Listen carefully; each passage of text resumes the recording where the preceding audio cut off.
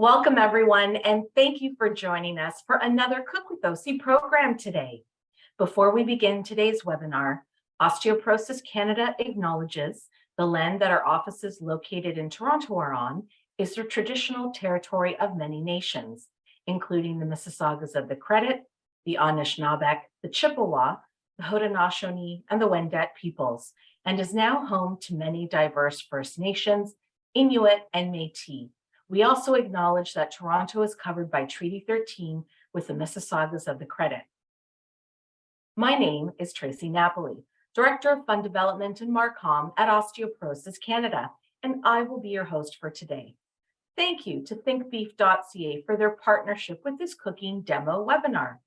This cooking demo will provide general information about cooking and food knowledge. It is not intended as individualized health or nutrition advice. If you have questions about nutrition, consult a physician or registered dietitian. Now, during the webinar, if you have a question or comment, you can click the Q&A icon at the bottom of your screen and enter it there.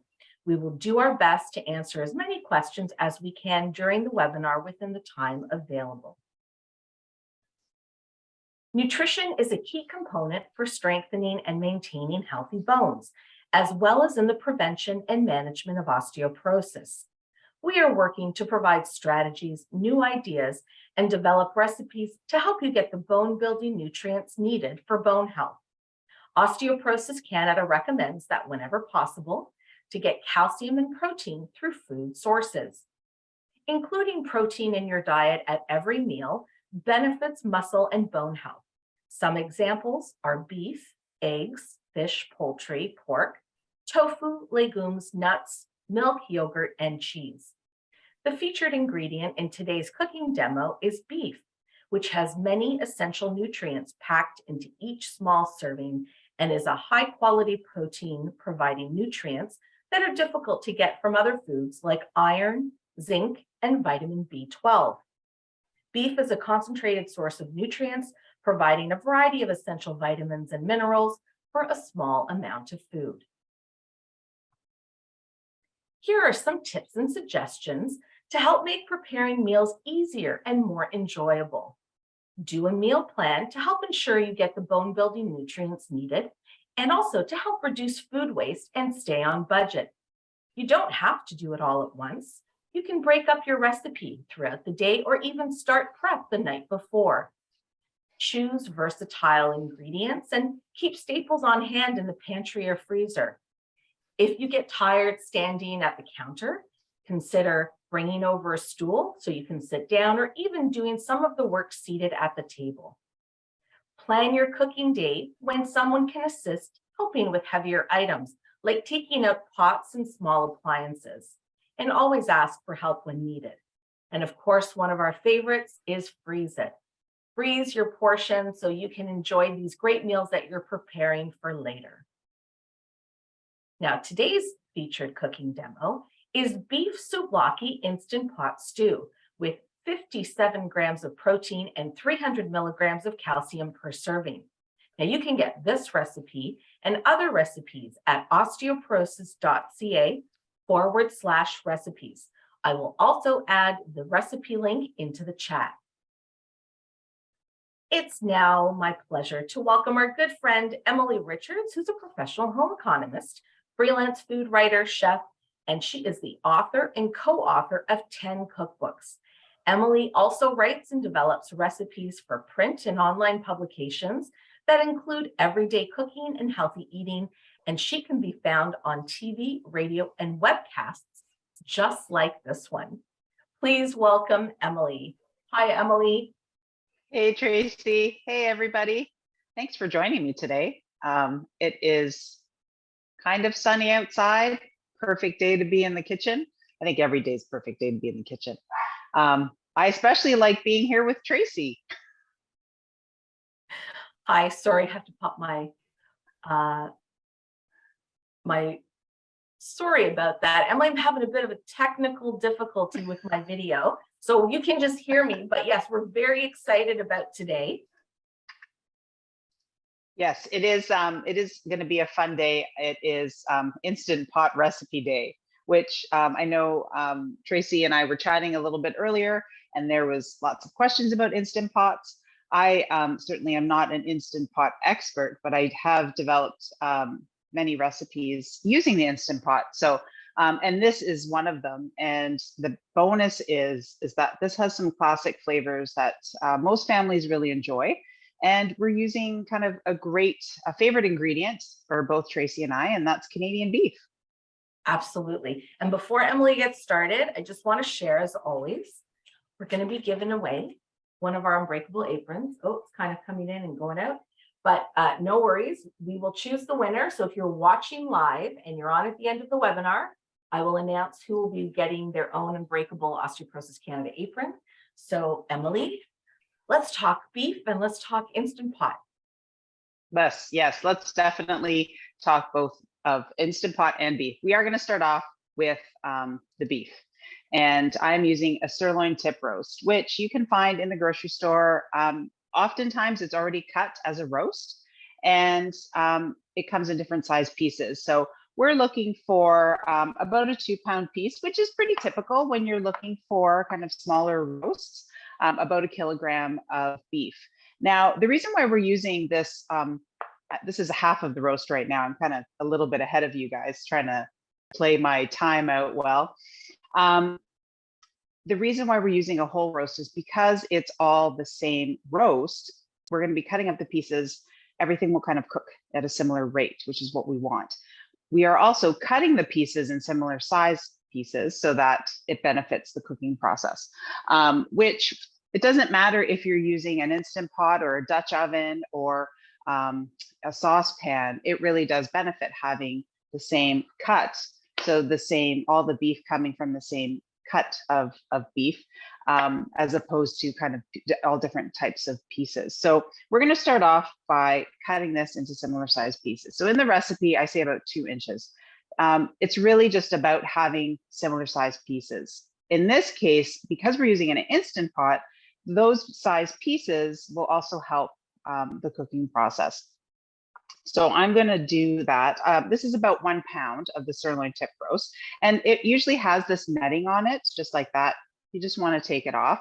And that's really just to kind of hold the roast. Oftentimes, if you're putting the whole roast in an oven or a slow cooker, or doing it as a pot roast, some people like to leave that netting on. It's not really necessary. You don't have to. So I always remove it just to make it a little bit easier.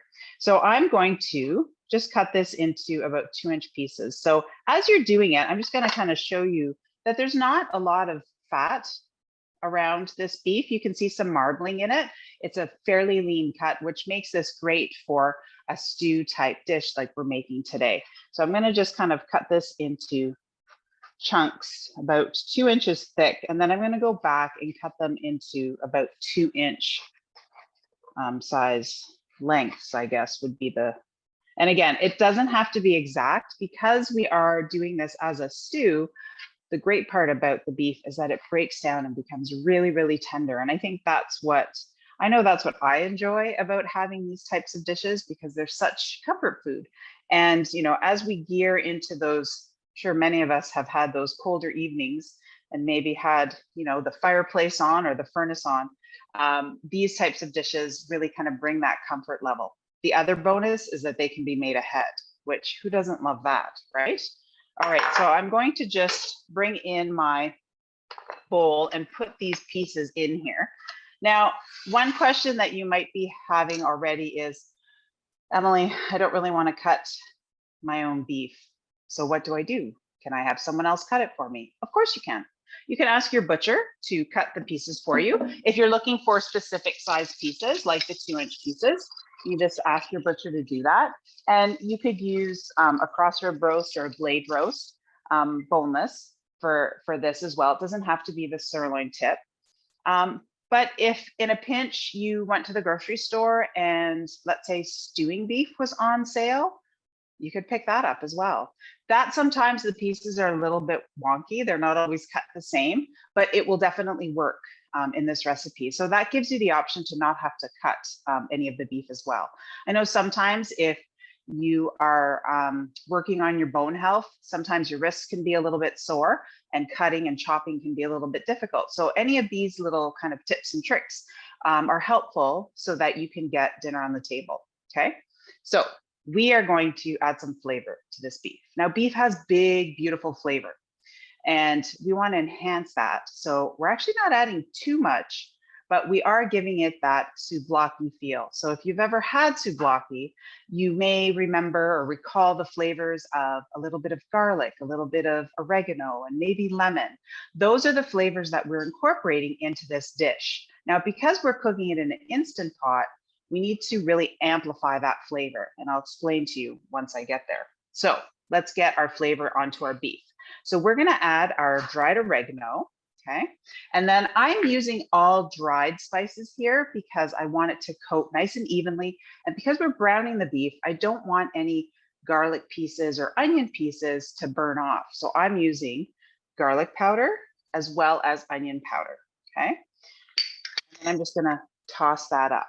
Now, I should say, and I'm not sure, Tracie, if you said it or not, but if anyone has any questions, please feel free to ask, whether it's about beef. We are going to be talking lots about the Instant Pot, or, you know, maybe what about a comfort food? There's got to be some favorite comfort foods out there this time of year, don't you think, Tracie? Absolutely. I think as we head into the season of giving as a charity, it's also the season of eating. All the holidays and getting together, right? That's what I call it. So, but we want to make sure, you know, we enjoy ourselves, but also make good choices so that we can make sure we're getting all those bone building nutrients we need. I will say, so we have some questions on the beef, which you've answered some, but the big question I think is if you don't have an Instant Pot, also what is an Instant Pot? That's another good question. And as you can see, Emily, which I noticed right away when we got on before we started, it's a large Instant Pot that Emily has. And so what we're going to talk about that, because yes, everyone's asking if I don't have an Instant Pot, if I have a slow cooker, or if I don't have any of those, I don't, I use it all in my pot and I do stovetop.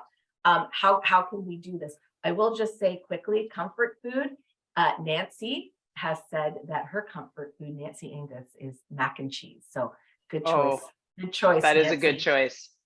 Very good choice. I know lots of questions about the Instant Pot, and many people, I had this conversation, I was out west last week, and we had chats about comfort food and, you know, people using their slow cooker or their oven roasts, and Instant Pot kept coming up. And the first thing for the people that didn't have Instant Pot was, I don't want an Instant Pot. I don't need another piece of equipment. I don't have room for an appliance, and that's okay. You don't need an Instant Pot to do this recipe. So that's the first thing I want to tell you. But then on the opposite side, there's also people that say, I love my Instant Pot and I want to make everything in my Instant Pot.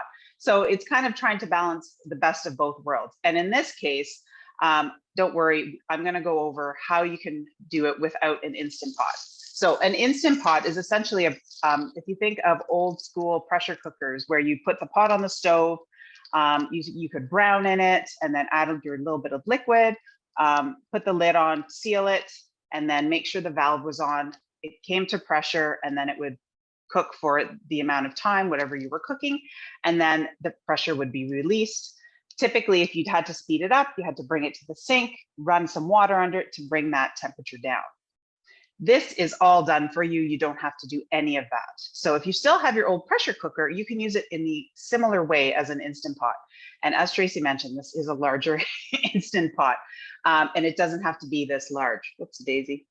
It can be a smaller Instant Pot, okay? It does not have to be this large. And there's various sizes. It really just depends on what your needs are for your family.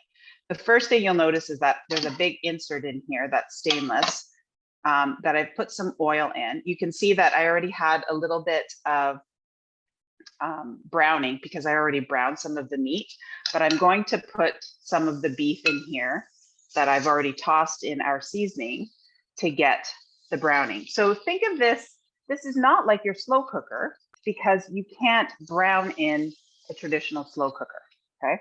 Because the heat doesn't get this hot.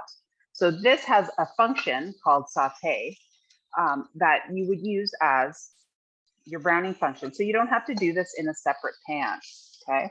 Which is what a lot of people like, that it's all done in one pot. So I'm going to add all of my beef here and start browning it. And this is where the size matters. If you have a larger Instant Pot, you might be able to fit all the beef in the Instant Pot to brown it. Don't force it. If it doesn't fit, do it in batches, okay? You can see that I've left some space around the beef so that the air circulates. I'm gonna get some really nice browning. That caramelization is gonna happen on the beef, and that's what's gonna help build our flavor. I would do this process if I was doing it for the slow cooker or in my saucepan, my Dutch oven, that is gonna be stovetop, okay? So you use your skillet and brown the beef and then put it in your slow cooker. That part is for your slow cooker. You would do that for your Dutch oven. Same thing for the Instant Pot. So far it's the same no matter where you cook it. This is really where you start building flavor in two places. We start getting the flavor from the beef and we get that really nice crust on the outside of our pizzas, but then we're also getting all that beautiful golden brown caramelization happening at the bottom of our pot that is going to give us the flavor in that stew. And I would do this across the board for any stew that I'm making. I'm gonna just start flipping these over. And it doesn't have to be super, super dark, okay? But you can, I'll lift up a piece here so that you can see that it just has that nice kind of golden brown color on it. And that's really what we're looking for. We're also kind of searing on that spice that we put in. Now, this is really kind of a family-friendly dish. It's not heavy in spice in the sense that it doesn't have a lot of heat to it, but you could certainly add that if you wanted a little bit of, spice of hot pepper flakes. That would be beautiful in here. You could also add a pinch of cayenne in there, and that would be fabulous. So this is a great family-friendly dish that kind of goes over. So far, anyone I've shared it with has really enjoyed it. Again, bringing those flavors of souvlaki that you may have had with chicken or pork. The beef really holds on to the flavor and has a bigger, bolder flavor that works really, really well. So I mentioned the amount of spices that I put on here in the herbs, the oregano. So this is traditionally a little bit more than what I would use if I was just grilling a steak, let's say. And that's because we're cooking it under pressure and I want the flavor to go into the beef. And beef is so big of a flavor on its own that we're gonna add some extra spicing. That's why there's a tablespoon of the dried oregano and a teaspoon of the garlic and onion powder, okay? All right, so once this browning has happened, this is what I kind of browned ahead. So this is the other pound of my sirloin tip that I already browned. I'm gonna take out my beef pieces here, just like this.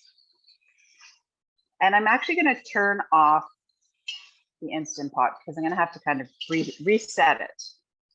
So I'm gonna just set down my beef and I'm going to cancel this setting. So these all come with an instruction booklet, which you should read. It's really handy to go through. I mean, that goes to say for any appliance that you read through and you know basically what you're using. If you kind of take a look at the front here, there's lots and lots of buttons. You may never use all these buttons. So far, I haven't. I know that for a fact. I typically use this for cooking under pressure type recipes. So Instant Pot recipes. Instant Pot is kind of the name that came out, made in Canada, I believe, in Ottawa, many years ago. And it's kind of stuck as referring to being cooked under pressure. There's lots of other companies that make pots like this that work just in the exact same way. So what ends up happening is you have all these options. Today, we're only using the pressure cook option. And what that does is because you seal everything and cook it under pressure, you can reduce the cooking time. So this budget-friendly sirloin tip or beef roast, which would normally take a couple of hours, stovetop or in a slow cooker might take 4 to 6 hours. It's going to take about 35 minutes. Okay, so that's really the joy that people have when they cook with Instant Pots, is the speed of everything. But I'm going to let you in on a little tip.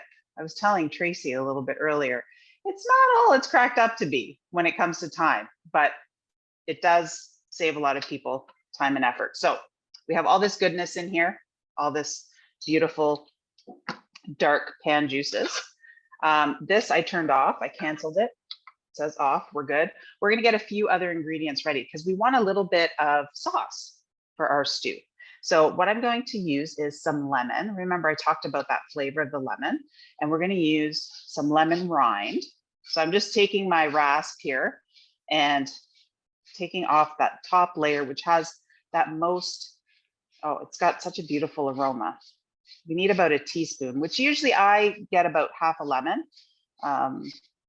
Gives me about a teaspoon of that fine lemon zest. Now, if you don't have a microplane like this, you could use your fine side of your cheese grater, or you can even use a vegetable peeler and peel it off and then just chop it up really fine. We want the lemon to just kind of disintegrate right into our sauce. And then what I'm going to do is get some fresh lemon juice. Because we have this lemon right here, I'm going to use fresh lemon juice. Anytime there's a recipe that calls for lemon juice, I like using fresh lemons. It just has a nice sweet tang to it. It's not as harsh as a bottled lemon juice. And because I need the lemon rind anyway, it just makes sense to use the fresh lemon juice. So we need 3 tablespoons. I'm just going to get my little measuring, and that's preferably without the seeds. I'll make sure the seeds don't go in there, Tracie, I promise. Are there any questions so far? I hope I started answering some of those Instant Pot questions. Yes, no, you did a great job. I will say, just in terms of the lemon juice, so let's say you're having a bit of an issue with your wrist, or you can't apply the pressure down. There's so many tools and gadgets that you can use to get the lemon juice out. And you can even buy lemon juice already squeezed. So, or have someone come by and maybe just help you out. Emily, if you have any other, while you're getting the seeds out of your lemon juice, if you have, I want to show you this. I have a tool as well. I have it. Of course, I don't remember where it is, but it's like a big garlic press, which yes. you don't have to. It's really bothering me that I can't find it, so I'm gonna just look on this side. I'm still in the room, just not that far. Here it is. I found it. Okay. So it's like a big garlic press, and you don't actually need a lot of pressure to push down on the lemon. So this is what it looks like. So you put your lemon half in here, and you actually put it cut side down, so it's flat side here, and then you just give it a squeeze and just close this down. So you don't need to like really push on it. It will just kind of naturally push out some of the juice. So you don't have to like turn your wrist to try to squeeze out the juice. And this also prevents you from getting pits in your lemon juice like I did. But they're out now. It's all good. Great. Well, here's a quick question while you're measuring that out.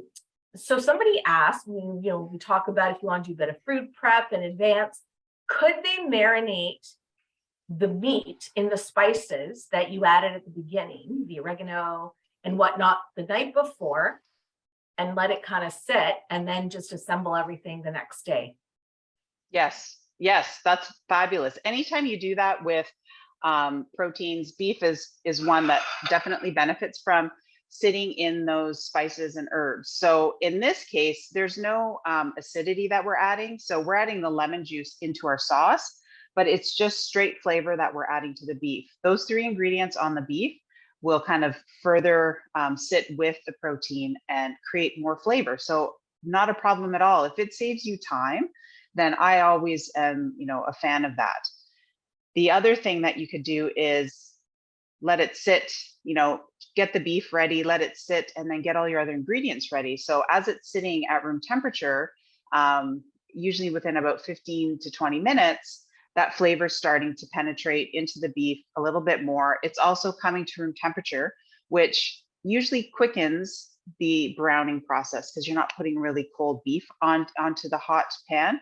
It's not beneficial, it's not worse, it's not better, but it just does kind of, to me, speeds up the cooking process because it's at room temperature already, as opposed to taking the time to kind of heat it up and then caramelize the beef. So yes, 100%. I think that's a great idea. I'm just gonna grab something to stir because we're going to put everything into this pot. So I turned it off. Now what we're gonna do is we're going to pressure cook. And when you push pressure cook, the timer comes on. So you have kind of an up and down, a plus and minus of the time, because every recipe varies in the time.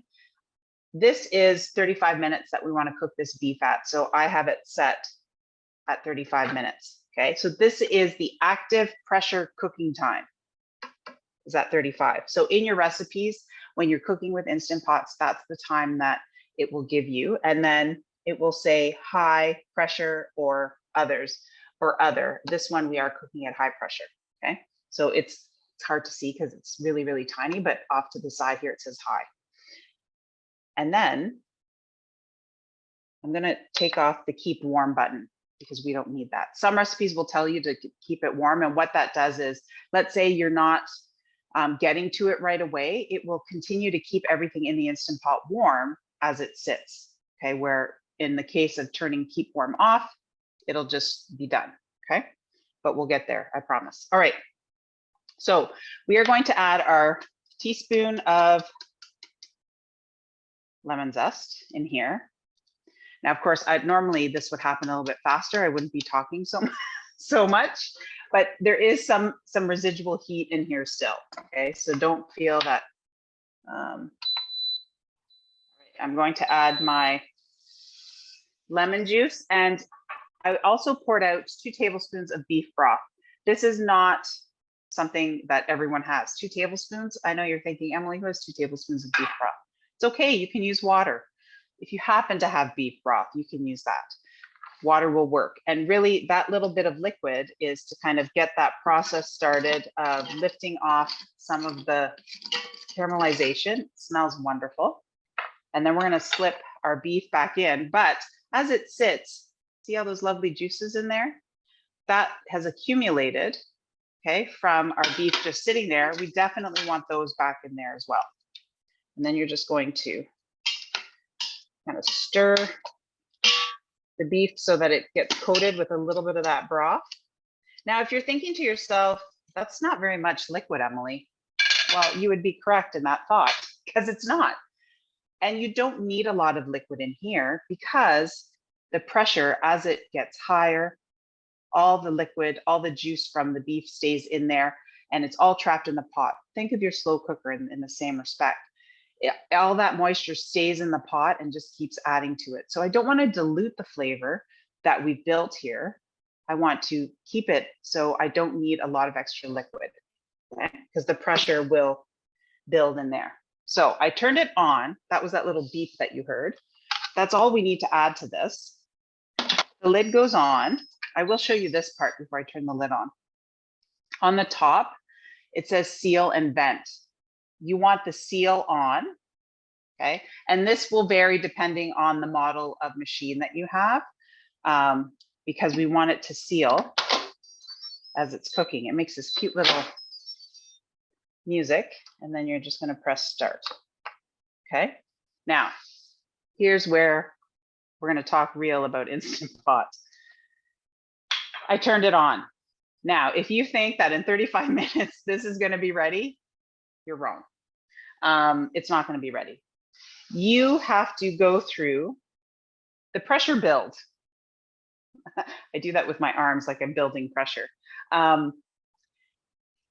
Again, you won't be able to see this because it's a little too far away, but there's this kind of beginning part here that's preheating. So think of it as preheating your oven, okay? Same thing.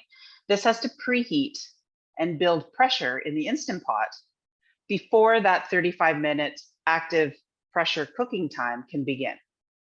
Sometimes it takes 10 minutes. Sometimes it takes more. It really depends on the machine that you're using, okay?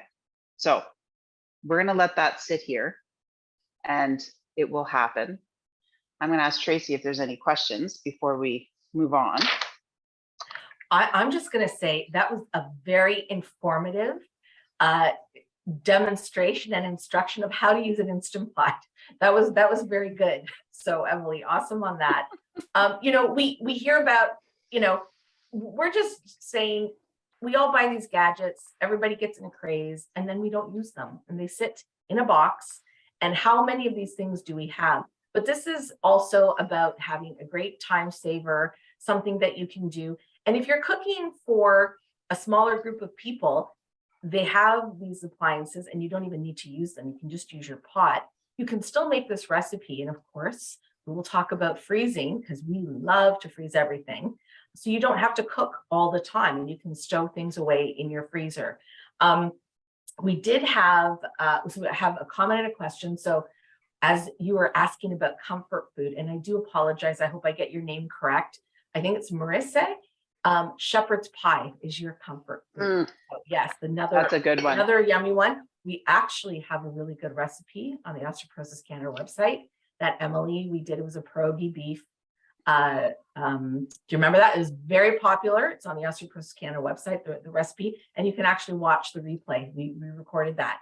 But there's a question about cutting beef and the best kind of knife, because sometimes it can be, you know, a little tricky if it's a large piece of meat. And you did speak a little bit about that, but, you know, really a sharp knife and a good cutting board, those are the things, right, Emily? Those are two really important things when you're cutting larger cuts. For sure, a very sharp knife, if possible, because I know it's easier said than done. Not everybody has a sharp knife. There are places in and around most towns that do sharpening services. So, or if you have your own sharpener at home, to use that so that you have a nice sharp edge. Having a cutting board that is stable is the other one. So this may sound silly, but you can get some of this kind of rubbery mat stuff at the dollar store, at hardware stores, and it is a lifesaver when it comes to cutting, because your cutting board won't move. Okay, so you put it underneath your cutting board, put your cutting board on top. I have two under this big one here so that this doesn't move. Okay, so that when you're moving that knife, you don't have to worry about the cutting board going all over the place as well.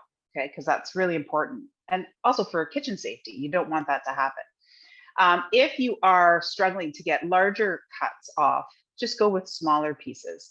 When it comes to the beef roasts, again, depending on what you're using it for, you can cut them into smaller pieces as long as they're all the same size. So in this case, what benefits you from cutting it into smaller pieces in an Instant Pot, or frankly, any kind of stew, is that it cooks a little bit faster.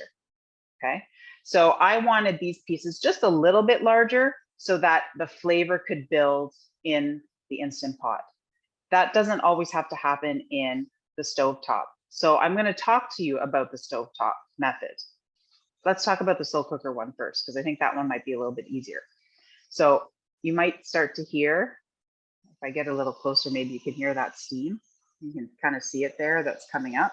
Okay, so that's the pressure getting built in here. But if you notice, that 35 minutes has not come on yet. It might start soon because it's in the last part of the pressure building and preheating. Okay, so slow cooker. You're going to brown the beef just as we did here. You're going to mix together, you're going to brown the beef in a skillet. And then what you're going to do is mix your lemon juice with your beef broth and your lemon rind. I forgot to put the salt and pepper in, by the way, but that's okay. We're not opening this. We'll add the salt and pepper at the end. There's our timer. The 35 minutes popped up. Okay, so now it's going to take 35 minutes from now. Back to the slow cooker. Sorry, I'm jumping around too much. You're going to put your beef broth, lemon juice, and lemon rind into your skillet where you brown the beef.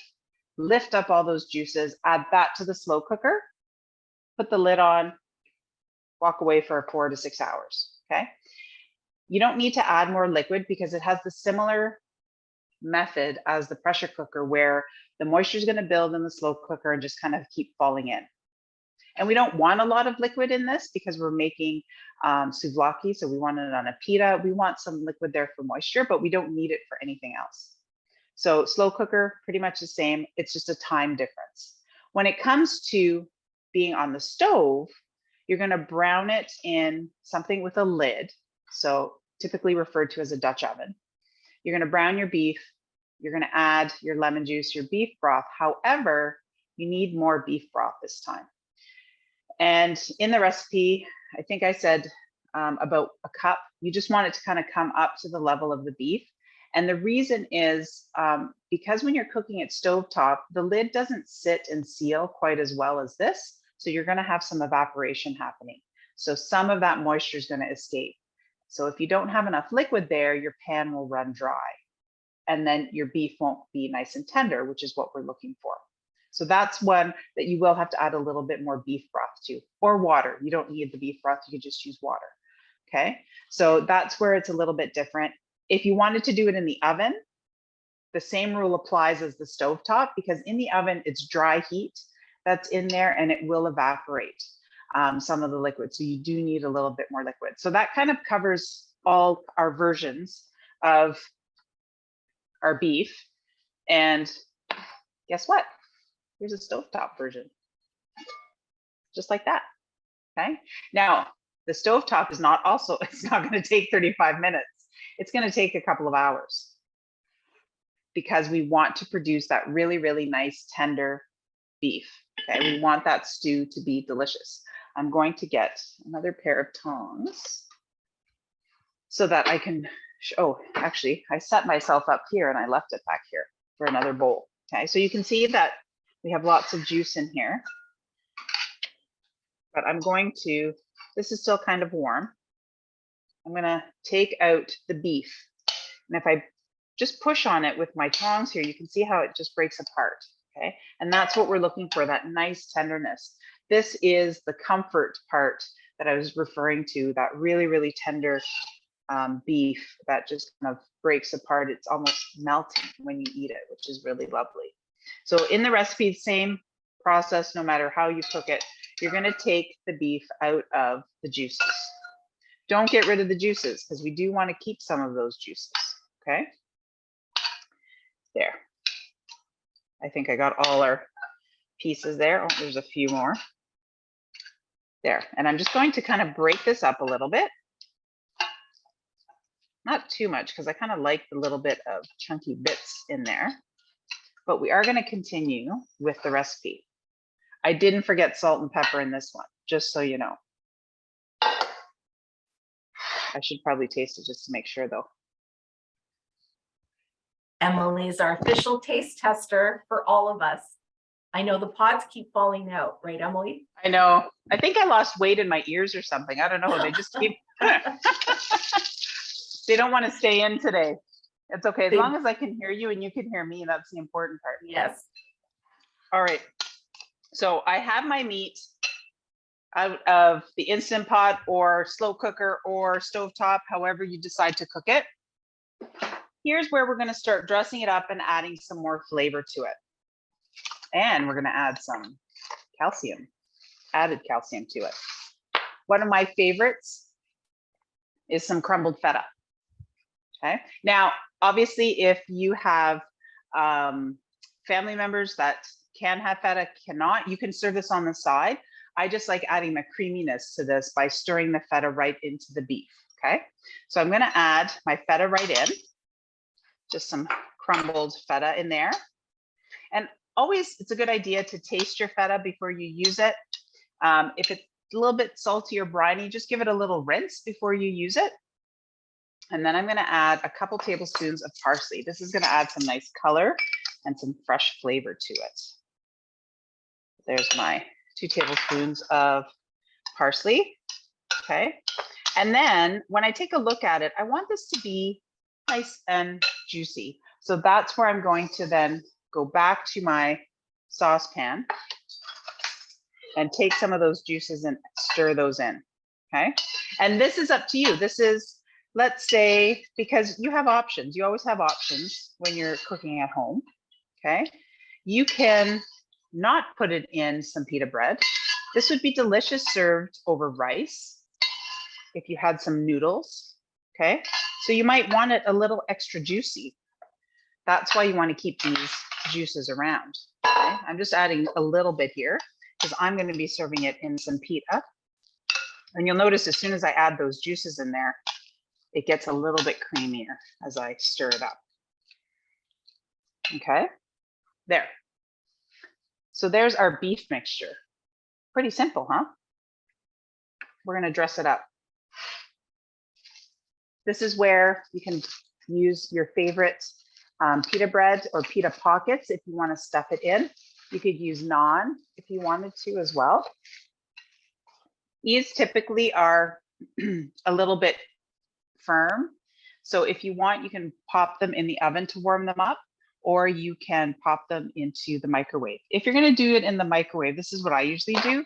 I just take a little bit of water on a paper towel, wrap it like this, and then I'll just pop it in the microwave for like 10 seconds. And it seems to revive it, to give it a little bit of life. Warm it up a little bit. It's always kind of yummy. Let me get a plate out here.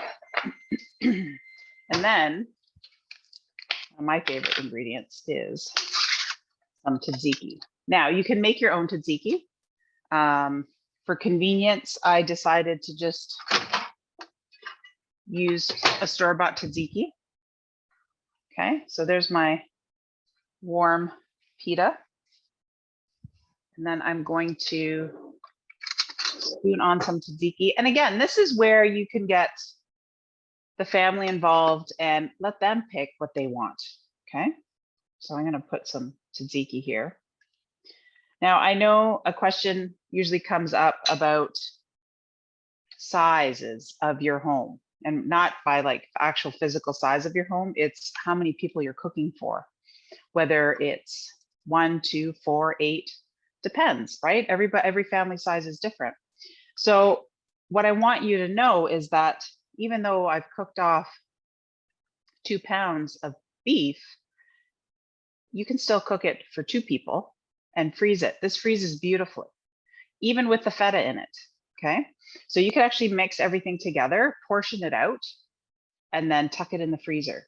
Now, Tracie and I had this conversation earlier. You need to remember what you put in the freezer. I forgot something. That's what Emily is referring to. So write it on the package, because when you open it up, if you don't wrap it correctly, if you're not using the correct kind of freezer safe container, it may not look so great when you take it out of the freezer. But I love that we can freeze this. And you know what? You don't have to eat this on a pita when you take it out the next time. If you like sandwiches, I mean, we did a muffaletta recipe one in the summer, and it's all about thinking outside the box. You don't have to have, the side dish and the main and the salad. You can kind of make this all. You can put some greens, some lovely dressed lettuce greens in a salad with this, to also, just to make sure we're really wanting everyone to kind of embrace cooking and do it a couple of times a week so that you can get the nutrients needed. And so easy to order, isn't it? It's so easy to have some toast and tea some nights when you don't feel like cooking, but how great to pop this out and just defrost it and warm it up, and there you go. Yeah, and that's the great part. And I think if you think outside the box, as Tracie mentioned, any kind of bowl is super popular in restaurants. It's so easy to make at home because all you have to do is plan ahead. And Tracie mentioned that right off the top, that planning part is such a big component, and it's a struggle for everyone. So if you cooked up some rice, cooked up this beef mixture, and had some toppings. All I have here, these are all things that I keep in my fridge and in the pantry because I use them for so many things. Some shredded carrot. Have you had it on souvlaki before? Maybe not, but you know what? It's beautiful. It adds lots of color, and it's a pantry staple that I always have. Cucumbers are something that I love having on hand. You could make, and some tomatoes, I'm gonna put those on there too. Okay, so you could make a bowl version of this with that leftover rice on the bottom, or quinoa if you have quinoa left over, and then put some of the beef mixture, some of these toppings, maybe a dollop of the tzatziki, and you have a fun meal idea that is restaurant worthy, but you made it at home. You know what's in it, and you've saved a lot of money. So it's fabulous to think that one dish, we're kind of preparing it in a traditional style on a pita, but there's many ways that you can use it. I actually just thought of another one as I was looking at this pita. You could make this into a really fun pizza, like a fresh pizza. Put the tzatziki down as a sauce, and then the beef on top, put all of these toppings on, and then cut it into wedges and have some fun in that respect. So kind of playing on what we would think of as a non-traditional pizza, but having these ingredients just to kind of make dinner a little bit more fun and exciting, and certainly healthy, because we've bumped up the amount of calcium that we've had in here from the beginning to the end, and then the amount of protein just to help building those bones stronger and stronger. Sounds good, and that looks delicious. Emily, will you be doing the big taste test? I know you've already tasted the beef on its own. I did taste the beef. This one's a little bit awkward, Tracie. I know, that's why I'm asking. I'm like, is Emily going in with a hunch to get the bite? I can go in because, you know, I love this dish so much. I love you, and I will take a bite of this. Oh, that's great. It's going to be messy though, so you better talk, Tracie. That's okay. Well, yeah, no problem with that. That does look, oh, look at there. You know it's good when it all falls out. That's when you know it's good. So I just want to say, we purposely did something that used a tool that's very trendy and out there because we wanted people to actually use it, but you don't have to.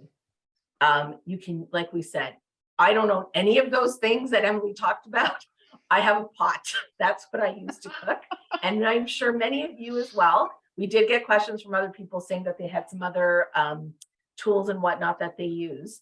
But really, I think it's just kind of taking it, and it's such a great stew. I mean, if you wanted to switch it up, Emily, and let's say you didn't want to do a Greek version, so you could change up the spices, right? So instead of, I mean, the lemon juice adds a bit of brightness, but you could make it a different kind of flavored stew. You could roast some veg on the side.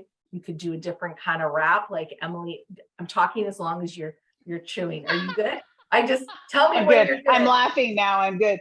So if you wanted to switch out the lemon juice for even a little tomato sauce, that would give it that nice Mediterranean feel. That would be fabulous. With the beef broth, you could just use some beef broth in there and make it nice and simple, and have the versatility of, let's say you had some shredded cheddar. You want to make beef and cheddar sandwiches. You can use the same base of flavors, add maybe a little tomato sauce in there or not, and stir in some old cheddar into this, and then pile it onto your pita or a bun and enjoy it that way. So it's really about kind of taking that beef and, you know, check your flyers. It goes on sale often, and budget that way so that you can create these dishes and then build on it and have some fun in the kitchen. Get a little bit creative. Once you kind of know a method, it doesn't mean you have to make the same flavors all the time. You can just change it up, like Tracie said, and maybe with salsa, and you can serve it on tacos, because this will shred up really nicely. Tuck it into some hard tacos with a little bit of cheese. You can still use the tomatoes and carrots on there. And you're getting the benefit of having the calcium in there as well as the protein. And it's, again, it's a fun meal that the whole family will love. Or let's say it's a Friday night, totally casual. Some friends are coming over. It's a perfect opportunity to crack out the Instant Pot, or in Tracie's kitchen, pot. A pot. and have a fun dinner, something a little bit different. No, that is amazing. Emily, thank you so much. We're going to wrap up shortly, but before we go, so the apron that Emily is wearing, oh, that's great. We've got someone who, Marianne, she's already great. She's like, I'm going to use my Instant Pot to try this. Oh, Caroline, she suggested beef dip. That's a great one. Oh, yes, and that would be a great one. So many other people. Yes, everyone's getting all of their recipe ideas are coming out. But so the person who's won the apron, congratulations to Susan Facey from Fredericton, New Brunswick. So Susan, yay! You're going to get a lovely purple unbreakable apron. I will reach out to you and we will ship that to you.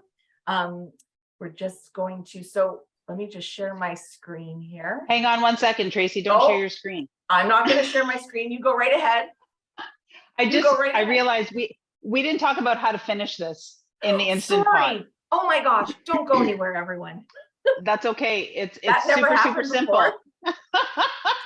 So we're counting down. It still has 20 minutes. So it's working its magic.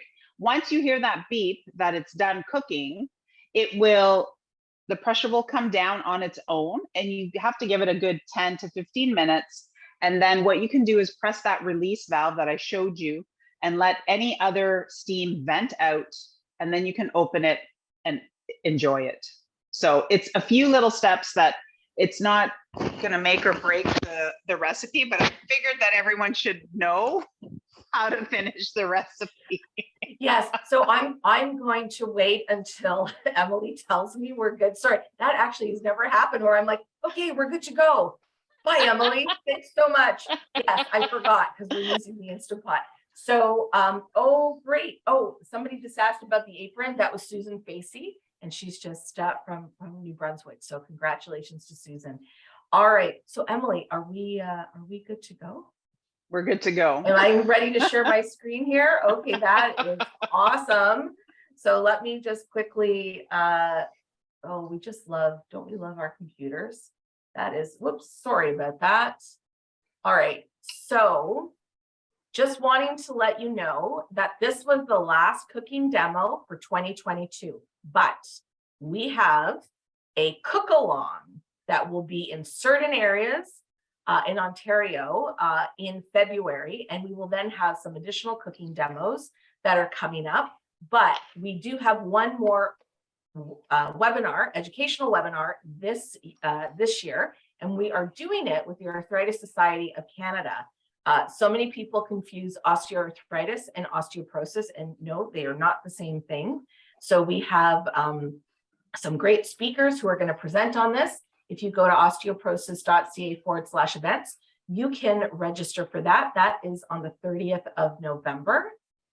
And of course, recipes. If you are looking for all kinds of recipes, including that pierogi beef shepherd's pie that we talked about earlier, just go to osteoporosis.ca/recipes. You can see all these great recipes that we've done. They're all focused on bone building nutrients. You can find the nutritional breakdown on each page, along with tips and suggestions on how you can make these recipes work for you. Also on the website, we've got the calcium calculator to help you calculate your calcium. We have our podcasts, great to listen to while you're cooking. We've also got our blog and of course our OC Replay webpage. So this webinar was recorded and will be available on the OC Replay webpage in about a day. And if you have registered for the webinar, you will receive that directly to your inbox. You will also get a survey. Please fill it out. Tell us what you like, what you're thinking, what you'd like to see. And that helps us improve our outreach and programming and engagement for you. And of course, again, we want to thank our partners, thinkbeef.ca, because without our partners like thinkbeef.ca, we wouldn't be able to put on these great informative and educational webinars, including our cooking demos.